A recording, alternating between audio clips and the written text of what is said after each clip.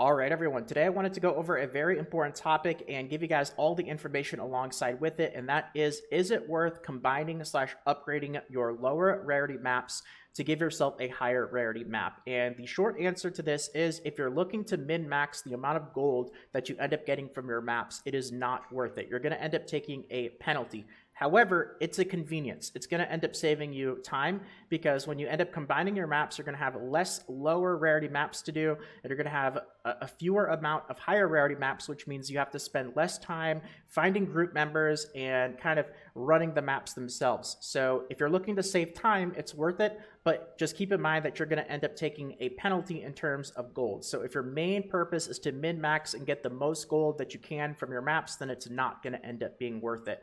Now let me tell you all the information alongside with it as well, just so you guys can get a better idea here of basically how big of a penalty you end up taking by upgrading your maps. Now, if you guys don't know that you can actually do this as well, some people aren't even aware, you can end up upgrading your map simply by any NPC where you end up turning in your rift pieces for these map chests. There should also be a nearby NPC that says map exchange. Like here we are in Vern Castle. You can see it's at the south side of the city right here. And you've got both of those NPCs, the rift piece exchange and the map exchange. And once you open up this interface here, you'll have the ability to end up exchanging your lower rarity maps for a chance to end up ranking up to a higher rarity map. But of course, if you end up putting in even more maps, you can get it up to 100%.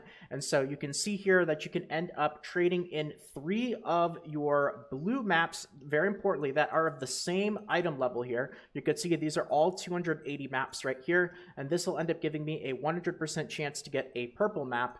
Or you can also end up exchanging purple maps to a legendary map, and it's actually a total of 5. And again, very importantly, these are the same item level maps. Now you can mix and match. So for example, if I want to end up, if I have a rare 310 map here, and I want to end up using a rare 280 as material to upgrade it, I can do this, but it's not going to be treated as the same map as like a rare map of the same item level. So notice here that this one is a 310 map. There's one material that's a 310 map with a 50% rank up rate, but then if I end up using a 280 map as a rank up material, it's only going to give me 25%. So you actually take an even bigger penalty when you end up using lower item level maps as fodder to try to upgrade your maps. And you can even end up using like blue maps to try to upgrade a purple map, but once again, there's going to be an even bigger penalty. So you can see here that if we have 2 of these, it's a 25% chance, but I can also end up putting in blue maps here.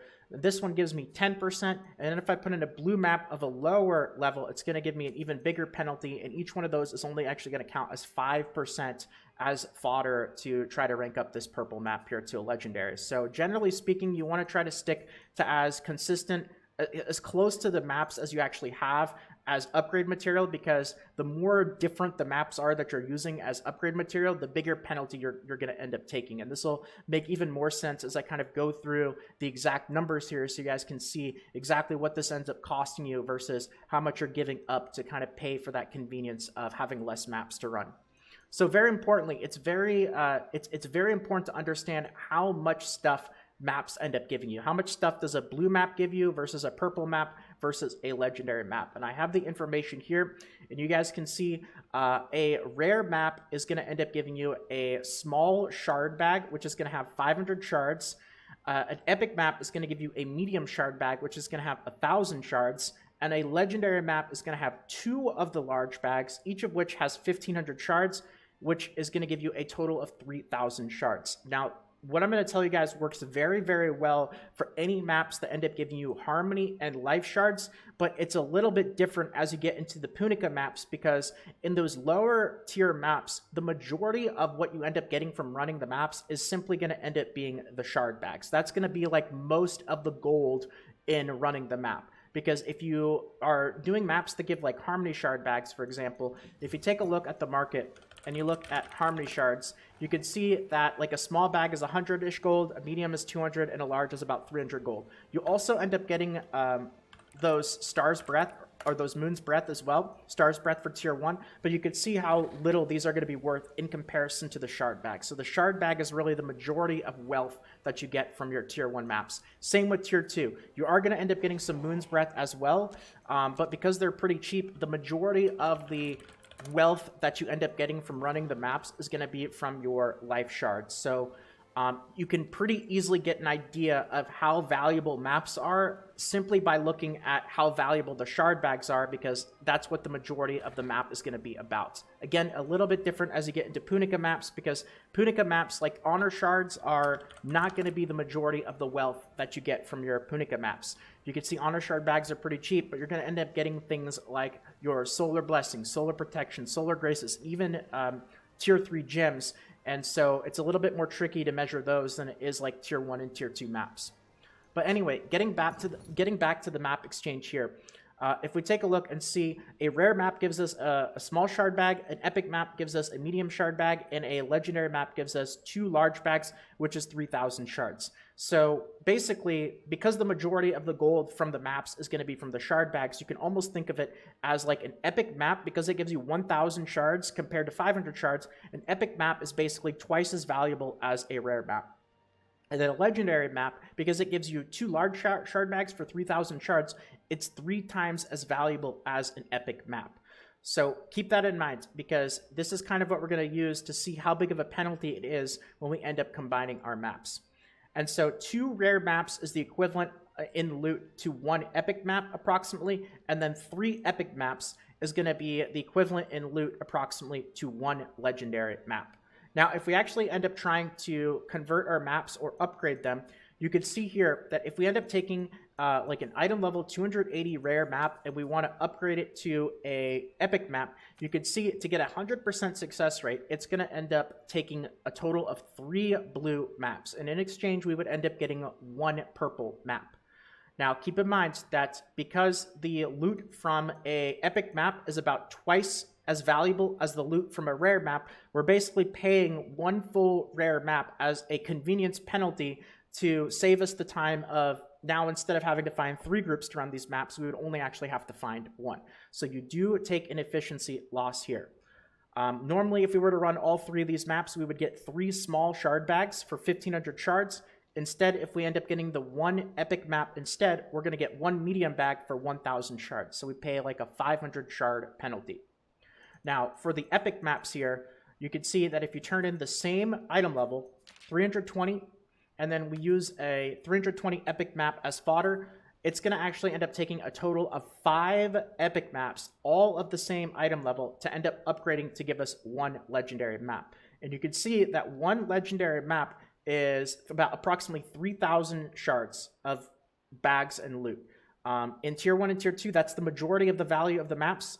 So this works very well to kind of get a sense of like how valuable the maps are that we're running.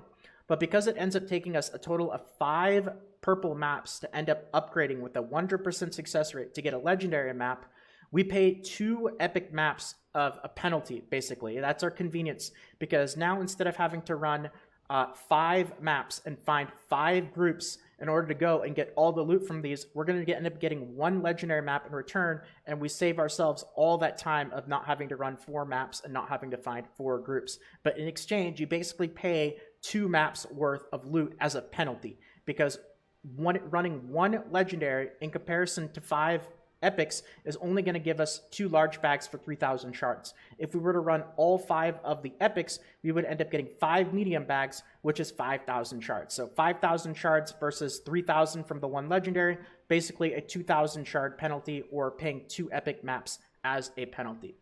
Now, also keep in mind that when you are using maps as upgrade material, you don't have to actually use the exact same rarity and the exact same item level. You can actually end up kind of using different maps as fodder to try to upgrade it. But the more different the maps are in rarity and in item level, the bigger of a penalty it's actually going to charge you, basically, the game.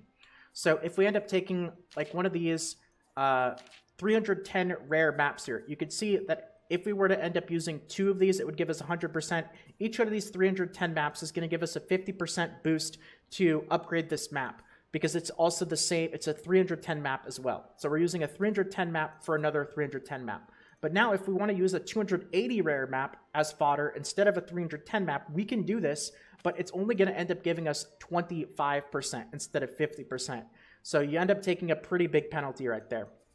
And even for rare maps here, or for epic maps, sorry, obviously you can use epic maps of the same item level, but you can also use epic maps of a different item level, and you can even use rare maps of different item levels. So here's one, this is a 320 epic map. There's one 320 epic map as a fodder, but now if we were to put in a 310 rare map, it's also going to end up giving us some credit here, 10%, but it's a, you know, we're taking a pretty big penalty. And if we end up using one of these 280s as well, you can see that it's going to take an even bigger penalty, 35%. Now this one only gives us 5%. This one gives us 10%. So it's pretty confusing. There's a lot of different combinations of maps here you could use. The general rule of thumb that I'll tell you guys about this is that you want to use maps as close to the original map that you're trying to upgrade as you can for the lowest penalty. The further away the map is in both item level and in rarity, the bigger of a penalty the game is going to end up basically charging you. But anyway, I wanted to go through the detailed info here because, you know, I give a simple answer towards the start, which is if you're looking to get as much gold as possible, you want to end up not combining your maps. If you're looking to save time, then it's okay to combine your maps. But now you guys have all the information here so that you can make a more informed decision with everything out there on the table. So I hope that you guys enjoyed. If you did, consider leaving a quick like, consider subscribing to the channel for more. And feel free to check out the Twitch stream, twitch.tv/Salt, where I'll be streaming Lost Ark as well as other videos. Thanks again, everyone. Take care, and until next time.